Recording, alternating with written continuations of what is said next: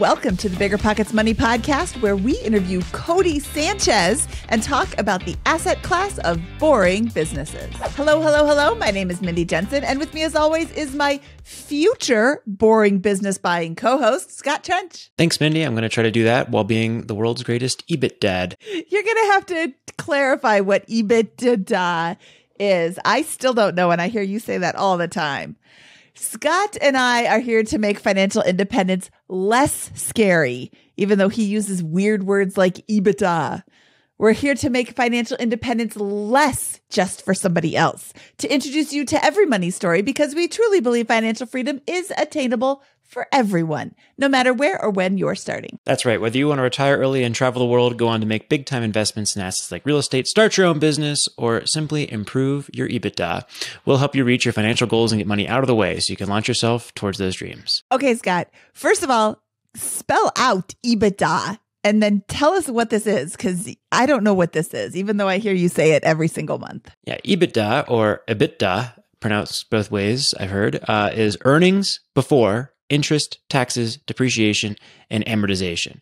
It's a way of factoring out all the noise in a business's profit and loss statement to get at an approximation of cash flow. And it's useful most of the time in valuing businesses. It's imperfect, like any approximation of profitability is imperfect, but it's how many businesses are valued.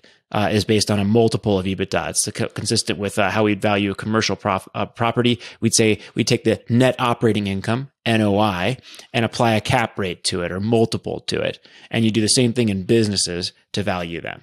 And another common term that you'll hear to describe this when you're looking at businesses is SDE, which stands for Seller's Discretionary Earnings. And it's another way of describing the profitability of a business. So if a business brings in $600,000 in profit, the owner pays themselves a salary of $200,000, and there's $400,000 in EBITDA, we would call that business as having an SDE of $600,000. Again, a simplistic example. But businesses the businesses we're going to talk to Codie Sanchez today, who is one of my favorite influencers, investors on the internet. I love everything she puts out and think she has a fantastic thesis. She will buy businesses that are valued on a multiples of either EBITDA or SDE. Scott, I learned so much listening to Codie give a really great overview of how she values businesses, how she looks for businesses, how she finds businesses, and how she buys these businesses, how she funds them. This is just a super awesome episode. If you listened to episode 325 with Tim Delaney, where he bought a liquor store and you're like, oh, that sounds interesting, this one is going to make you want to start looking for businesses. Absolutely. She's so inspiring. What a treat to listen to her today. She's fantastic. We have a new segment on the show called Money Moments, where we share a money hack, tip, or trick to help you on your financial journey. Today's money moment is, if you want to spend less money at the grocery store, use self-checkout. Studies have shown that shoppers who use self-checkout save more money because they are more conscious of what they are scanning and spending. So one of the reasons why I'm so excited to talk to Codie is because of the thesis in the asset class of small businesses, right? It's 2023. Where do you put your money? Do you put it in real estate? Do you put it in stocks? Do you put it in bonds? Do you put it in cash? Do you put it in private businesses? What are we looking at here? One of the things that's attractive to me, thinking about asset classes in a general sense, is this market for small, privately held businesses that are often owned by baby boomers. So a couple of fun facts. I think it's like 58% of businesses are owned, 58% of small businesses are owned by baby boomers, and as many as 2/3 of them have no formal succession plan.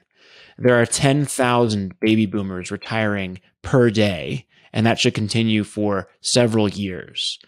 There's nobody to buy these things. These businesses, if they're not sold, will just crumble or potentially cease to exist over a period of time. And that's why you can buy these things at 1, 2, 3 times cash flow. It's like buying a $300,000 house that produces $100,000 in annual cash flow, right?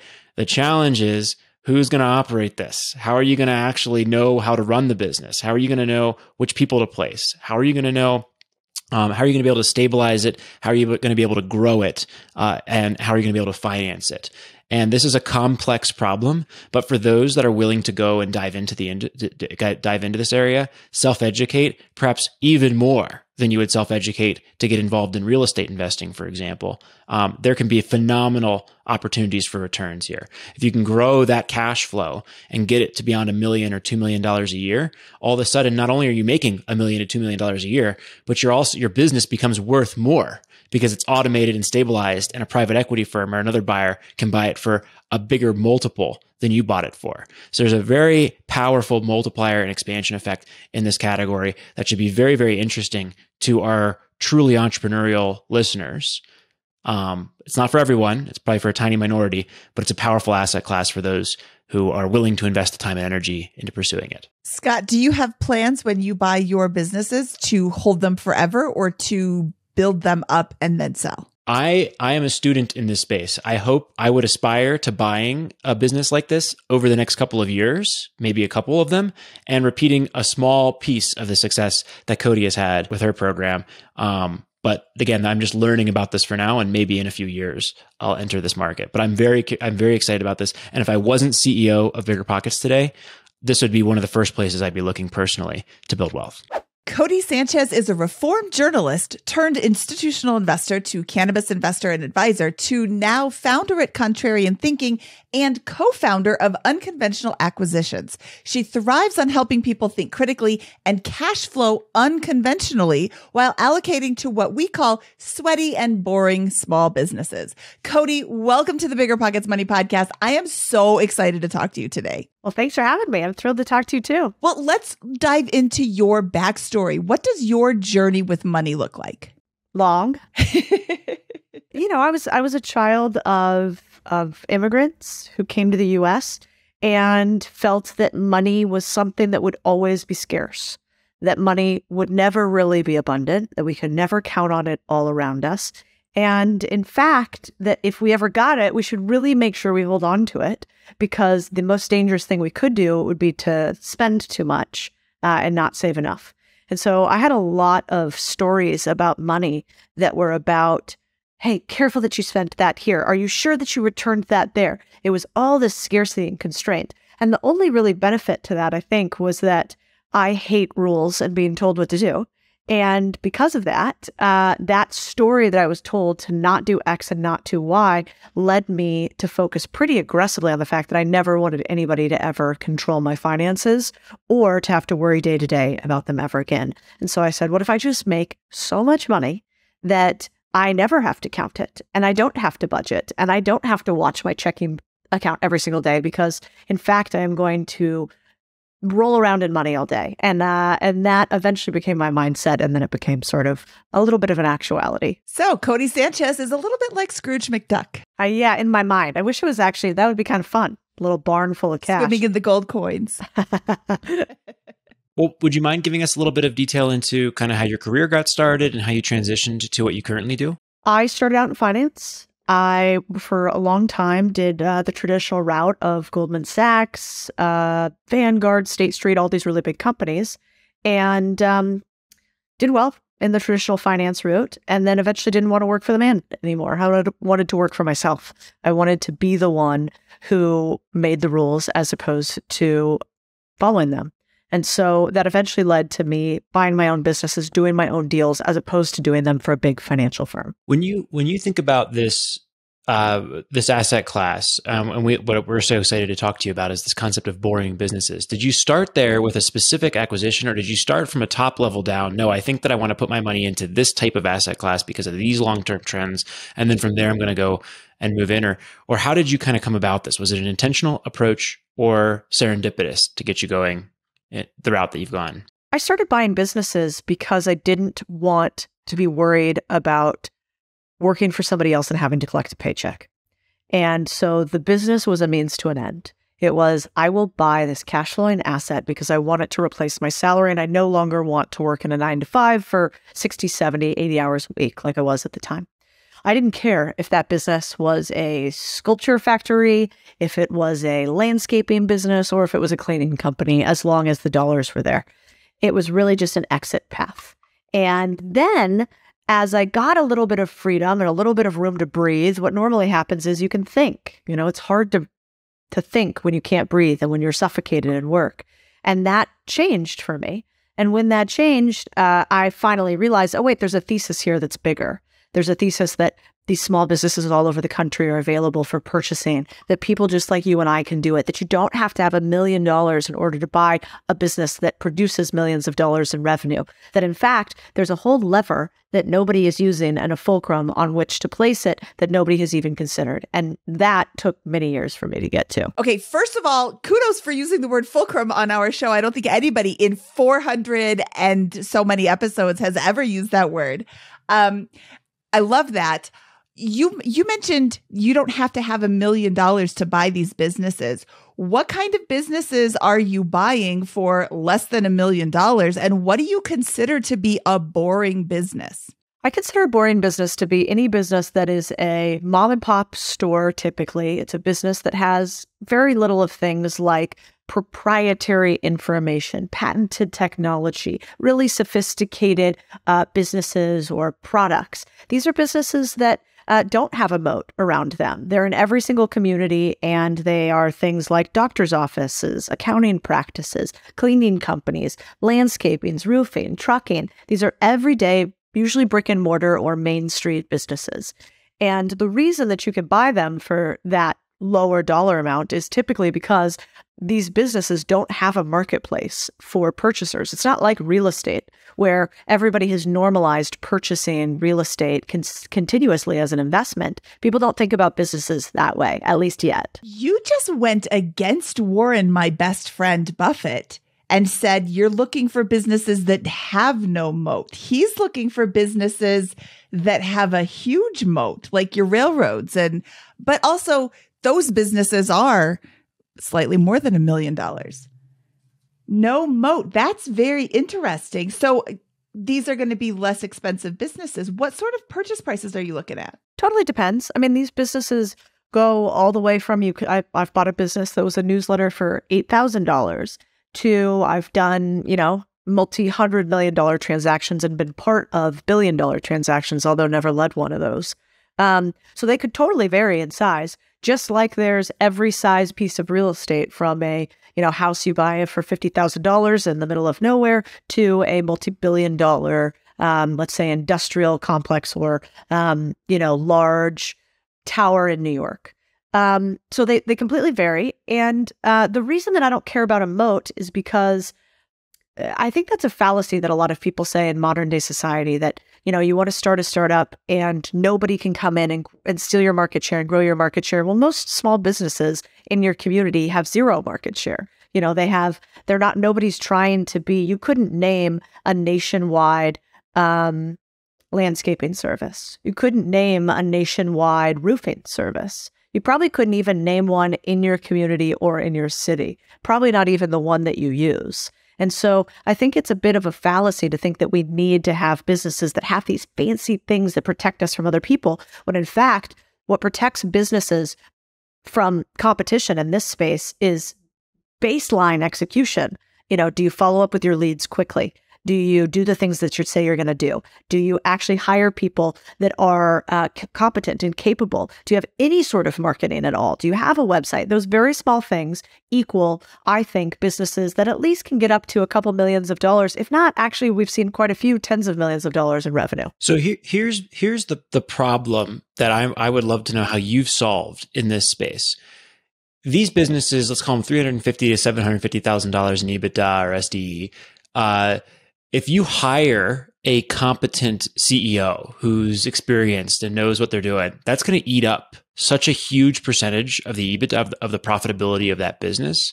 If you're trying to invest in it and not operate it yourself. And it's going to be very hard to entice somebody who's maybe has those qualifications and is making $150,000 to $200,000 a year, who has experience running large teams and can reasonably pull this off, to quit their cushy job and take on a business challenge like this while assuming a pile of debt and putting down a down payment. How do you solve this fundamental execution problem? To summarize succinctly, don't buy a job, buy a business.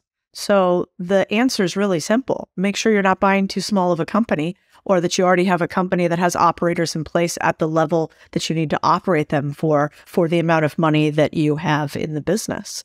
If you don't have that, it's a job, it's not a business, and it's either not sellable or you should sell it for a very low multiple effect. But most people, if there's a company that's making $350,000 to $750,000 SDE, which is just salary for the owner, the average worker in the US makes somewhere between $65,000 and $80,000 to run a business, whether you're an entrepreneur or a small business owner. So we're talking about 10x that salary for you to purchase a business and run the business. So if it's truly a business that has $350,000 to $750,000 in SDE, this is a pretty good gig for most people. So I think what we have to be really careful doing, that a lot of us on the internet, I think, can fall into, is because we have massive amount of optionality and we maybe do deals, like some of my deals are no longer, of course, near that size. But when I first started out, my first laundromat business did like $100,000 in revenue and $67,000 in profit. And I was like in there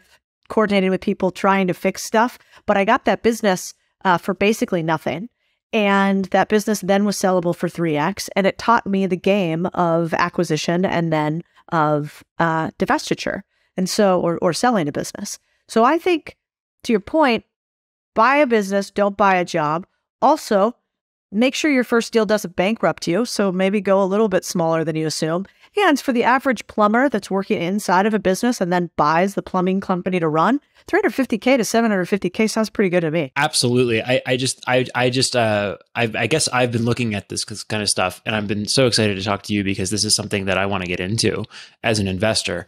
I think that I've been approaching it from well, if I want to actually buy it and not have to operate it, then you have to kind of look at this is a really large bet in order to place management that can actually run something and still have a reasonable return on investment, because you can't buy, it seems to me very difficult in practice to go and buy that laundromat, for example, and do so in a way that's profitable without actually operating the thing myself at first. What would you say to that observation? Well, I think a lot of people, if we remove you from it, so I think people need to earn, learn, then they start to invest, and then they master. Most people want to go from earning to mastering. So they want to go, I make some money right now. How about I apply my $250K I have and I go out and build an empire of holding company of small businesses, right? The truth of it is you just don't know enough. You don't know how to hire an operator yet. You don't know where to find them. You don't know what the right pricing is for them.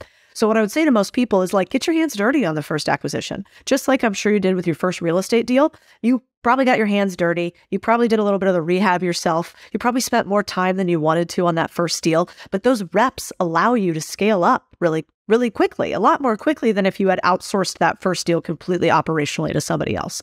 So typically, unless people are comfortable with risk and have a lot of cash, I say, get your hands dirty on your first deal. Yes, the, hourly wage that I paid myself when I was in high finance, making maybe $1 million a year, if not high six figures, to run a laundromat made no sense. That made no sense. But that first laundromat transaction allowed me to scale up to a bunch of other of them. And without it, I wouldn't have been able to be where I am today. And so I think everybody's got that moment where they have to sleep on the floor for a second in a new business.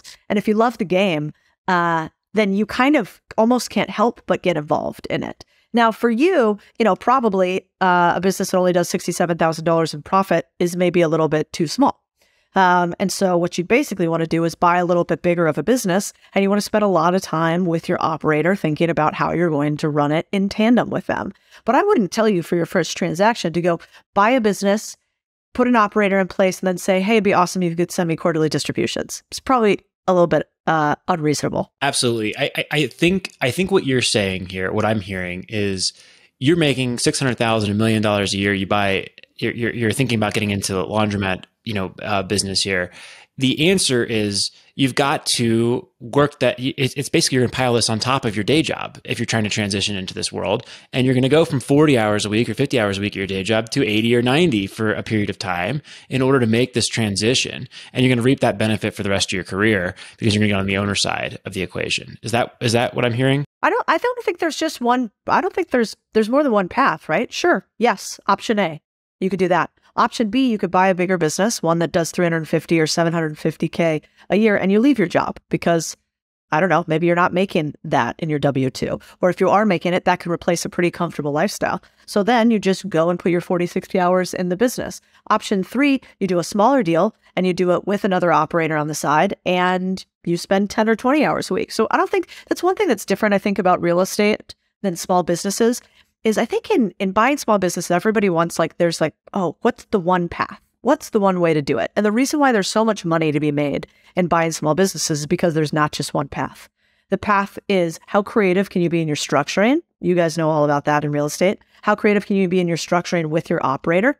How creative can you be in aligning a business that you might already have an unfair advantage with? For instance, you guys are podcasters. Perhaps you buy a podcast production company, which already aligns with the company that you own, and you have some unfair knowledge in, and you could immediately bring in new clients, but you actually buy a business that is uncorrelated to whether your podcast goes up or down with sponsorships, right? This is just a reoccurring service business. And so I think there's so many ways to skin a cat when it comes to buying a business. The real question to ask yourself is all about deal clarity. What does a good deal look like for me? How much money do I want to make in a business? How much time do I want to spend at it? Where do I want it to be located at? How much, what kind of industry do I want it to be in? And once you have what I call your deal box or your thesis behind, I want to buy XYZ type of business, then your search gets a lot easier. It's very easy in real estate to say, I buy single family homes inside of the Austin Metroplex area that are less than $500,000,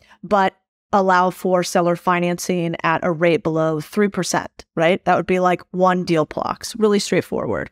When you come to buying businesses, you have so many more options than single family, multifamily, and varying types of commercial that you can get a little overwhelmed in the beginning trying to figure out what your deal box is. But the most important thing is figuring out what a good business looks like for you. And that is not a one size fits all. You just said, don't buy a job, buy a business. And I think that's fabulous advice. I can hear a lot of people, oh man, I bought this business because I listened to Codie and then it's all I do is work at this job. How do you differentiate what's going to be a job and what's going to be a business before you actually own it and now have to work two jobs full time to try and make your investment not crash? Well, a lot of this comes down to, so there's 10 steps to buying a business. Let's answer it this way. There's 10 steps to buying a business. First step to buying a business is understanding that the opportunity is out there, and that it's possible to do with not a lot of cash if you want to, and that business could potentially replace your 9-to-5. Totally doable. Second is deal clarity, which means, hey, I know exactly what type of business would be good for me. I have asked myself, we have 25 questions we ask you, but I've asked myself these 25 questions. Third is origination. How do I find a business? Where are they located? Fourth is due diligence. This would be this section. So how do I know if this is a good business that really does what it says it does, where the owner actually only works 20 hours a week and it makes this much amount of money that they say it does, so I know what I'm getting myself into. Fourth is negotiating. How do I negotiate well with the seller in order to get what I want? Sixth is selling you. So how do I convince the seller that I am the person to take over their little baby that they've built their whole lives, or that they've spent their whole lives building?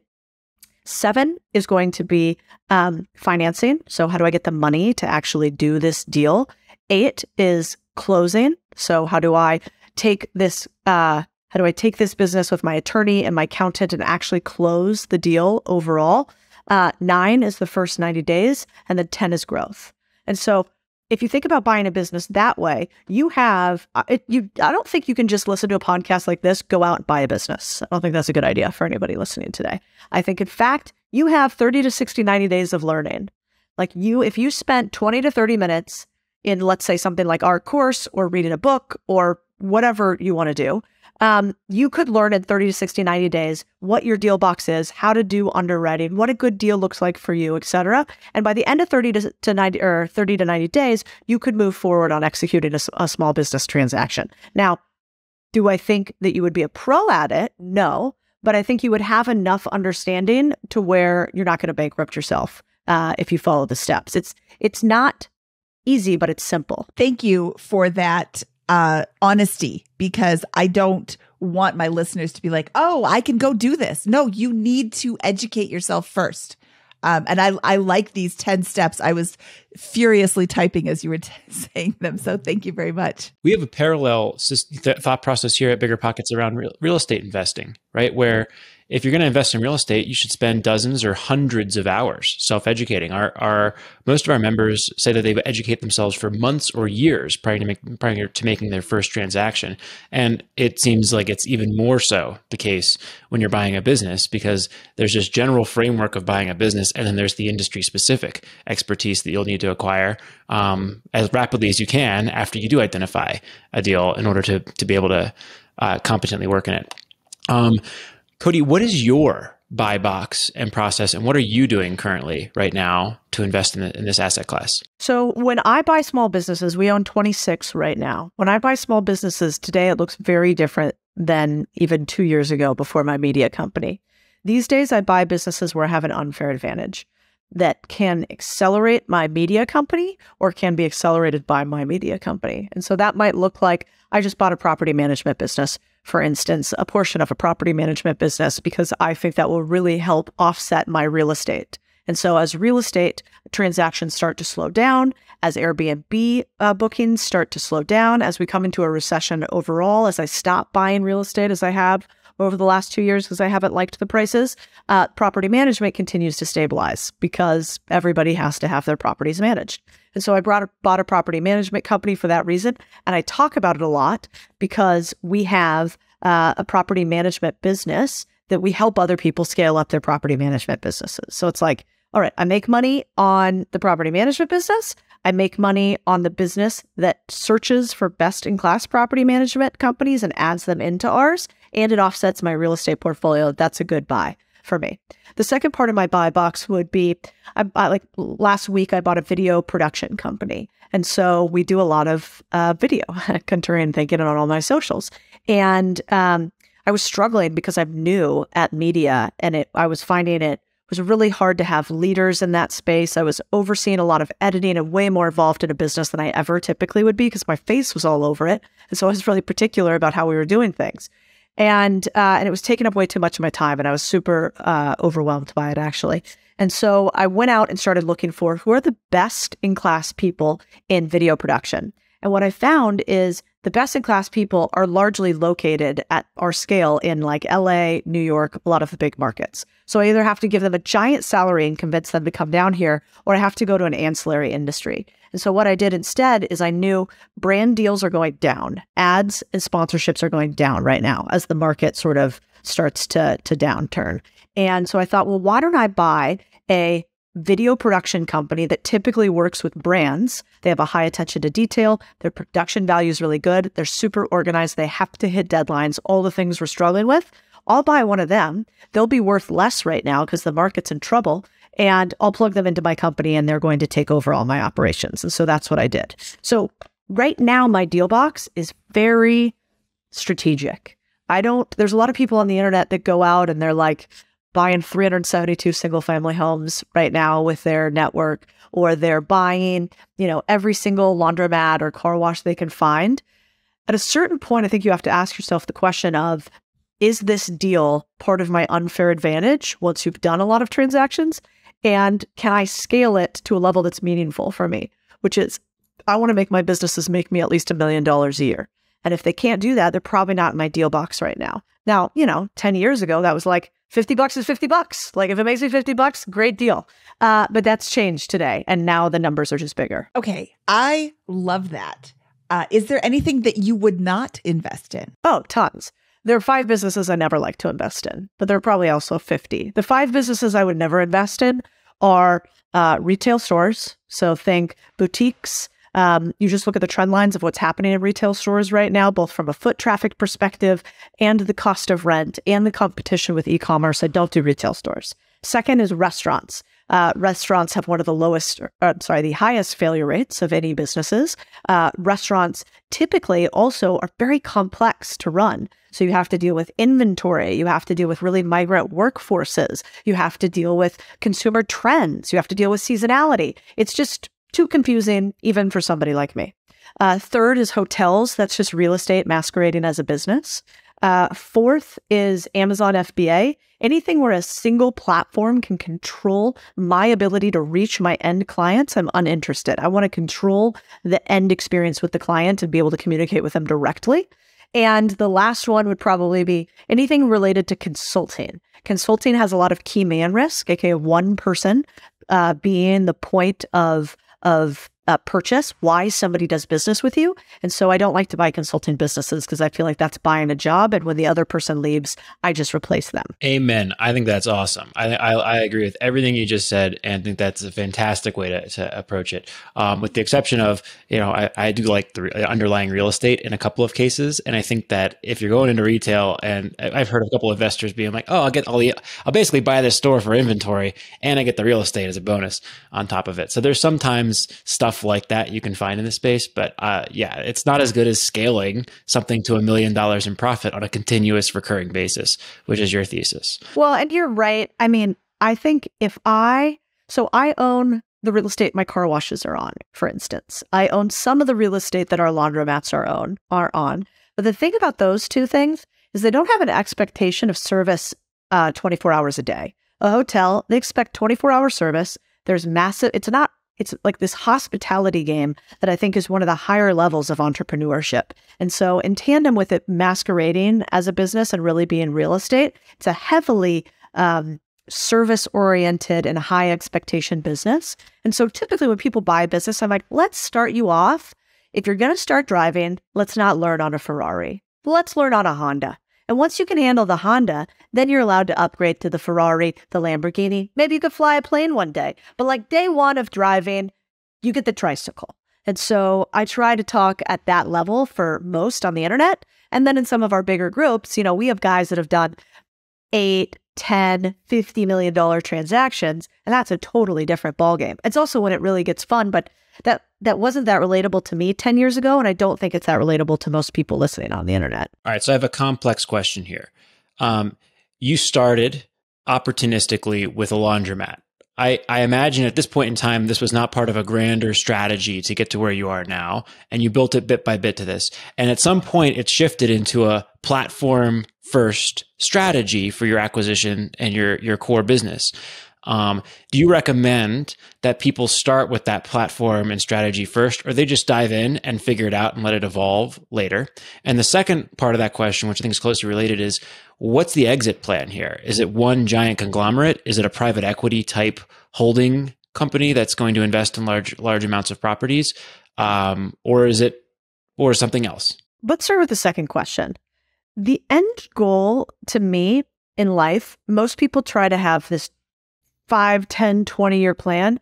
And I've looked back on my life, none of it basically shook out that way. If you were going to tell me when I was getting my licensing at Goldman and State Street to go into investment banking and asset management, if you said, hey, Codie, guess what? In 10 years, you're going to be doing TikToks on the internet, I would have thought you were out of your mind. I would have thought there was no way. And yet we have done more transactions and made more money than just about anybody I ever worked with back in the day. And so thankfully, I didn't stick to my 10-year plan. My 10-year plan, written in my little journal that I write in every single quarter about where I want to go, said that I wanted to head an asset management business for a large firm internationally in multiple locations. Right about now, that sounds like fingers against a chalkboard. I couldn't think of something I want to do less than go back to Suits and Wall Street.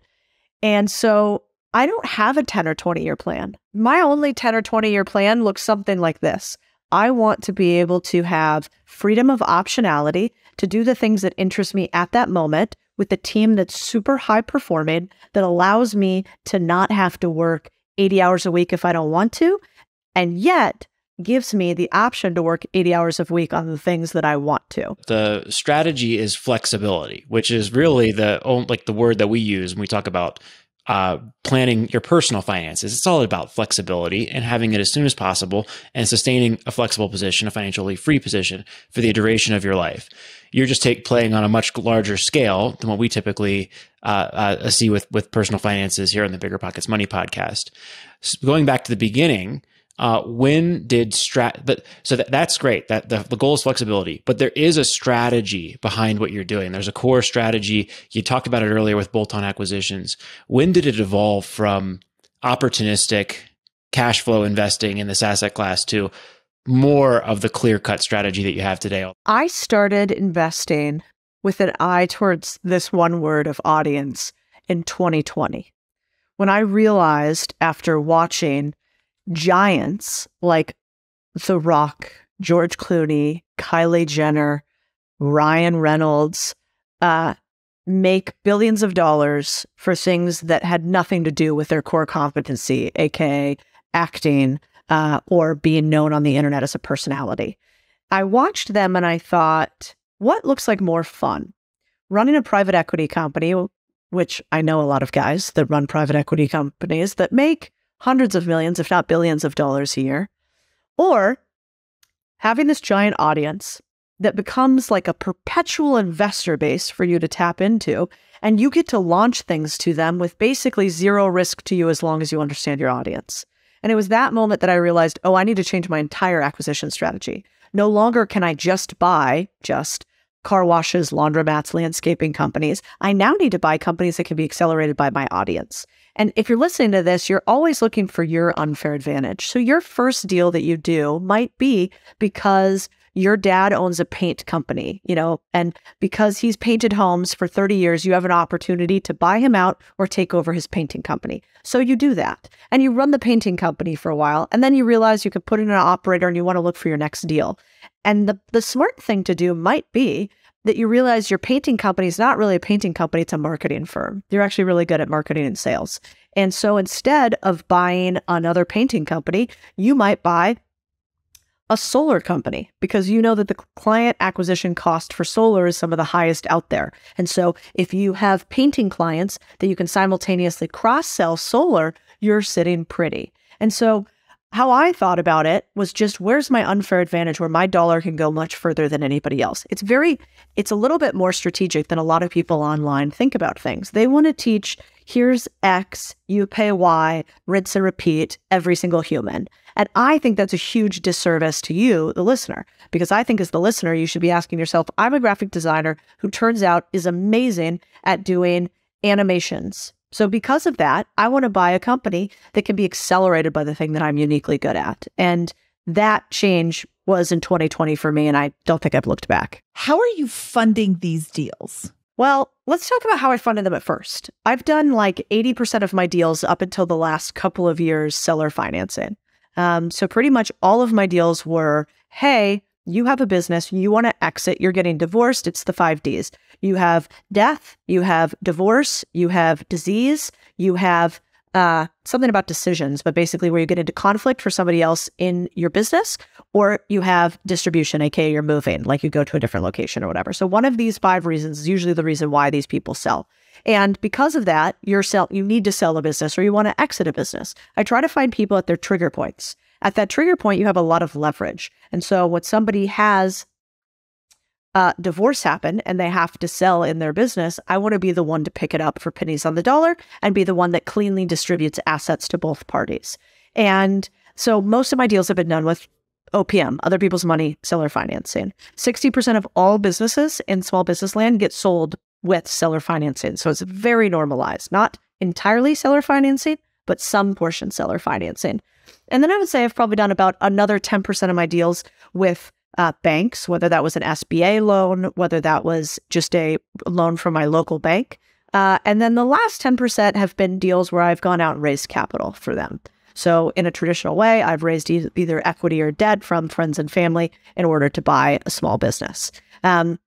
I think most people should try to start with a heavy bias to seller financing and a lower percentage down payment.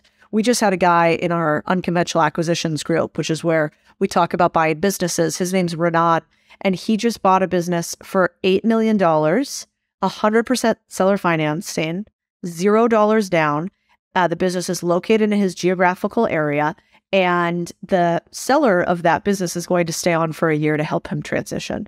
It's an incredible transaction. And Renan, was a pretty high paid executive, making 6 figures in a sales capacity previous to that, had nothing to do with this sector or type of business, but got really good at negotiating deal sourcing, and then trying to find a way for both people to win in structuring a deal. Yeah, and I think the advantage of seller financing in a lot of these transactions is it keeps the seller with a lot of skin in the game, so that they're there to teach you and be a consultant or give you the answers to questions that certainly you're not going to get every answer in a due diligence session. So I think that's a really powerful tool in particular in this space. Agree. What percentage, let me ask you a hard question here. What percentage of the time would you estimate when a transaction like this takes place in a company of a couple dozen employees, maybe 3 or 4 leadership team members, where there's not a change to the leadership team in the first year following acquisition? Is it more common or less common for there to be substantial changes? Very common, I would say. Typically, though, you as the owner are the one that's going to want to make some of the changes. So if you think about it, the seller has probably been checked out for a bit if they're selling a business. It takes a while to get to that point of really deciding, now I'm going to execute on a sale. And during that point, oftentimes the team takes their foot slightly off the gas. And so what I would say is I've seen less people leave because of management change. That's a big fear that people have that seems to be, I mean, I would say that's be interesting to go back and actually see if I could figure out what our real percentage is, but less than 10%, less than 10% of the time do I lose a senior leader that I wanted to keep because I bought the business. Pretty rare for me. The more common thing is that those leaders inside of the company just aren't good enough. And so you want to find your operator who can also recruit leaders. That's a really key component of finding an operator, is they can't just be an executor. They have to also be a leader. And leaders mean that at prior firms, they had other people that followed along with them that would want to come to the company alongside them. So a really good way to check and see if your operator is going to be good, going to be able to lead, going to be able to retain and recruit talent, is to ask them, hey man, love to have you run this $1 million business that I just bought. You seem to have parallel skill sets. If I was to bring you over, who else would you want to bring, and how big of a team would you want to have at this company? And if they were like, oh, I might need this type of person and this type of person, you go, awesome. Like, who is that? Who do you know? And immediately you're going to be able to tell how connected they are. And are they actually a leader, or were they just a manager of people? Awesome. So I have a question on this front. As a first-time CEO, I found the challenge of identifying poor performers and then removing them quickly and professionally to be very overwhelming for the first little bit. I imagine the culture in investment banking is a little different, and there's no issue with that. And so it's just commonplace. Whenever there's a poor performer, we move out because there's 100 people in line past that, and we're all used to going at 1,000,000 miles an hour. But I do want to call out that what you're saying here, and people need to hear this, is when you buy a business, you will fire multiple of the leaders, almost certainly, especially if you're doing it more than once. You will need to do it quickly. You'll need to do it professionally, and you'll need to have a very clear understanding of what good looks like in each one of those management positions. And so this is not a role, if you've never had to terminate someone or if you never had to terminate someone for poor performance, as opposed to they just obviously behave badly, or you had like a clear thing, this is going to be a new and very, very difficult experience for you at first. Would you agree with that, Codie? And do you have any remarks on that? It's never fun firing somebody, ever. I don't think it ever gets better. I've actually never met a leader that goes, just fired somebody today. It was awesome. Like, I just don't think that those people really exist. Even in finance, it just doesn't feel nice. You don't like to do it to humans, even if you think that they, quote unquote, deserve it. That being said, I'm not sure you deserve the right to be an owner if you can't have difficult conversations. And so I think a little bit of this is having a conversation with yourself and saying, am I the type of human who wants to lead people, who wants to be an owner, who wants to leave a mark on this world? And if so, there are a few things that I have to add to my tool belt through life. And one of them is that I have to release people when they are not a fit for my company and when I am not a fit for them. And the second that you realize that, one, it's always worse than you think it, or it's always better than you think it's going to be. Very seldom have I ever fired somebody where they've, one, been surprised, or two, it's gone badly. And that's because it's really important, to your point, about managing them out. And this stuff is kind of tactical, and people who don't lead teams or run businesses don't love talking about this actually at all. But it's really important that you have check-ins early and you get comfortable with friction. So I'm always telling my managers, like, stop giving compliments to people on your team that are underperforming just because it makes you feel better. Like, you have to have the tough conversation. How terrible would it be if you were learning to ride a bike and every time you fell over, your parents were just like, yeah, just keep doing that. It didn't work, but like, you should keep doing exactly that way, where you keep leaning all the way over to the left. They're never going to learn to ride the bike. And so as a good leader, you have to be able to say, hey man, like, your sales numbers are down. You're not making enough phone calls. Do you want me to listen in to what's going on there? And to actually give people feedback. And then people won't be surprised when something happens, because you will have been coaching them in and up or out for a period of time already. So again, I think this is going to happen, right? That's the reason why you're getting a good deal on the business, is because in many cases it's poorly run, and you have to recycle the management team in many of these cases, or at least some of the management team in some of these deals. I think that's something for folks to be aware of and think through. The second question I have is first-time CEO, which is going to be almost everyone buying a business, right? Buying one of these types of businesses, they're going to be first-time CEO. How do you know what good looks like from these people? That was, again, the biggest challenge for me coming in. I had never hired a CFO, right? I'd never hired one of these roles. How do you shortcut that and have better odds, at least in your first business? Yeah, these are really the secrets. I do three things. I have a 30, 60, 90-day plan for every new hire that I bring on board. It looks the same across every single business. It's part of our onboarding documentation. You can Google, onboarding plans for Google, Amazon, etc. You can Google 30, 60, 90-day plans. You can steal other people's homework, which is what I would recommend you do, and then just implant the stuff about your company. And inside of that 30, 60, 90-day plan, I have them or I write out what does success look like inside of that 30, 60, 90-day window. So inside the first 30 days, you will have done X, Y, Z, 15 or 30 things. Inside of the first 60 days, you'll have done these things. Inside of the first 90 days, you'll have done these things. The beautiful part about that is at each period, so after 30 days, I say, okay, have you met everybody on the team? Okay, copy, yes. Have you created a new roles and responsibilities for your underlying team members? Okay, you have it. Why? And so I'm basically going through and checking off every one of those things. And then it's very easy to see whether they are having success or not. The other thing that'll keep you sane as a business owner always is a scorecard.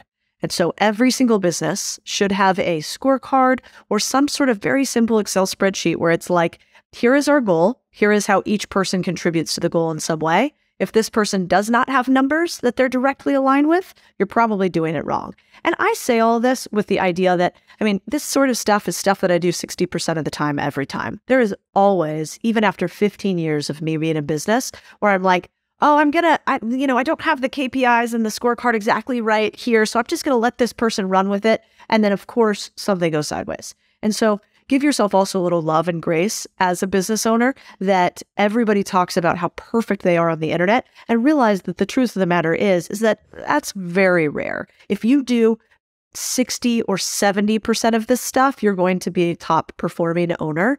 I can't tell you the amount of owners that never do 30, 60, 90-day plans, that never have underlying scorecards. And it doesn't mean your business is going to be a failure. It just means you might have to work harder than you need to. And I don't really like to work harder than I need to. I'll chime in there and say that I think there's an operating system that if you're a business owner, you should go borrow one. I would recommend EOS.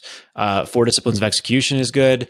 Those are both. A book on EOS is Traction. I would hire the coach to implement it, or I'd go with 40. But just borrow an operating system, invent your own after you've used one of these ones that are widely talked about for a few years. Because I why reinvent the wheel and reinvent every part of running a business? Just put in place a playbook that's already in place. Do you have anything like that, or do you find that operators who do that are more successful? I think having a system is crucial. A lot of my businesses do run on either EOS or Rockefeller. And certainly I've read Traction. I like a lot of it. The only thing that I don't love about it is I don't love the level 10 meetings, how they run those at EOS.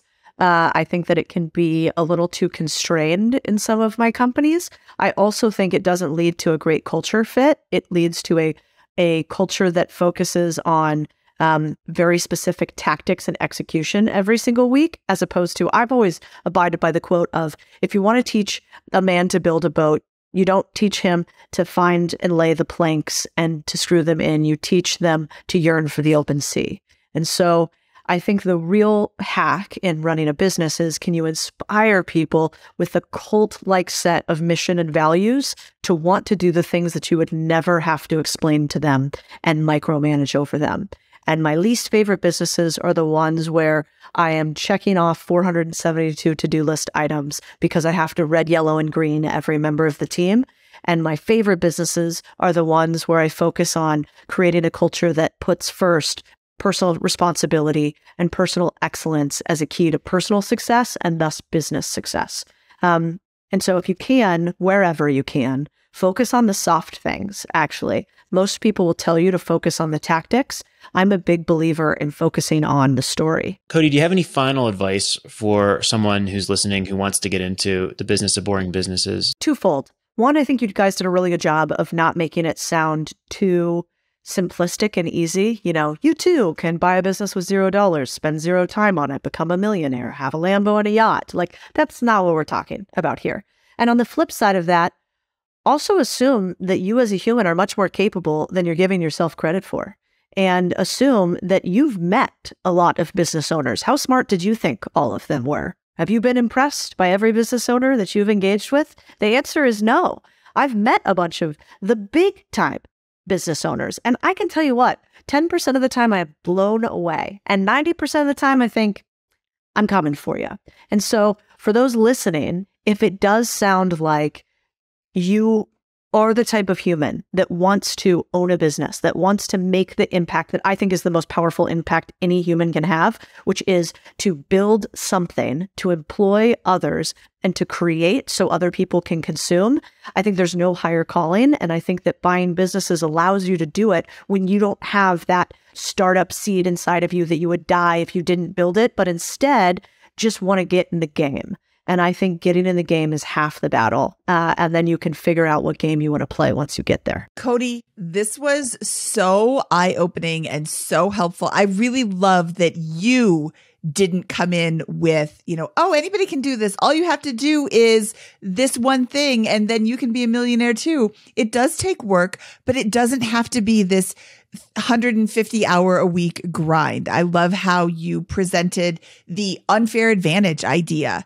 Or suggestion, or like, that's great. Everybody has an unfair advantage. What is it that you do that you can take advantage of, that you can do better than anybody else? And I had a great time with you, Codie. Thank you so much. Where can people find more about you? Well, if you want to learn more about buying boring businesses, which I think is maybe even more interesting than me, I would go to contrarianthinking.co. That's our free newsletter. It comes out weekly. There's a ton of great ideas in there for how to make money unconventionally. We also have a secondary newsletter at unconventionalacquisitions.com called the Boring Business Brief. And that one is all about acquisitions each week for you super nerds. So I would check out either one of those. And then I'm Codie Sanchez on all the interwebs. I think YouTube is a fun way to get a high level view of buying a bunch of businesses. We're spending a ton of time on YouTube. So maybe I would start there. Plant inside of yourself that seed of belief. Get a couple ideas rolling around in your head by watching videos that'll only take 10 minutes of your time, and then dive deep into the newsletters and learnings. That's probably where I'd start. Thank you, Codie. Thank you. Codie is a wealth of information. You got to go check her out on those resources, and then at Instagram, you post awesome stuff every day almost. So really appreciate it and learn a lot from you. Well, thank you both. Great questions. I enjoyed the time here. Thank you, Codie. We'll talk to you soon. Bye, guys. All right. That was Codie Sanchez, and that was amazing. Scott, I'm so excited that we got to talk to Codie today. Listening to her was just, I want to go buy businesses. I want to start learning more about this. And I want to write down my unfair advantages so that I can start figuring out what I can do better than other people. Yeah, I'm so inspired by her. Again, like I said, I followed her content and think that she does a fantastic job of framing the opportunity and is very real about the puts and takes with this. I do think, again, that she is so driven and so direct and so blunt and so forceful and passionate about what she talks about that, don't be fooled. If you don't have that personality and you're not willing to go there and you be direct. And again, I think she didn't say this out loud, but I think that 90% of the time when a company is sold in this setting, there's going to be changes and like terminations or people resigning from the leadership team and perhaps other parts of the businesses in this asset class. And if you don't have the stomach for that, this is not going to be for you. So again, a small percentage of folks will thrive in this environment, but those who do will, I think, find the best returns of any asset class in the United States of America, maybe the world, over the next 10 to 20 years here because of the low purchase prices and the incredible opportunity to streamline efficiencies in many of these businesses. What you're saying, and I can see based on what Codie was saying, I can see how these are. I mean, I'm listening to my furnace guy, Bob from Circulating Air. If you're ever in need of a furnace in Longmont, you go to Bob. Everybody knows that you go to Bob. Everybody that I talk to, who is your furnace guy? Oh, it's Bob from Circulating Air. Everybody talks about Bob from Circulating Air. But you start talking to Bob and he doesn't have a succession plan. I think now one of his children is going is working with him, but for a while he wasn't. And what are you going to do with your business when he's not getting up there in age, but I mean, everybody ages every single day. So what are you going to do when you don't want to work here anymore? That's one example of a business that could be cooling off until someone brings a plan to heat it up. All right, Scott, I think that is going to wrap up this episode of the BiggerPockets Money Podcast because we're just not ever going to do better than that. He is Scott Trench, and I am Mindy Jensen saying take care, teddy bear. BiggerPockets Money was created by Mindy Jensen and Scott Trench. Produced by Kaylin Bennett. Editing by Exodus Media. Copywriting by Nate Weintraub. Lastly, a big thank you to the BiggerPockets team for making this show possible.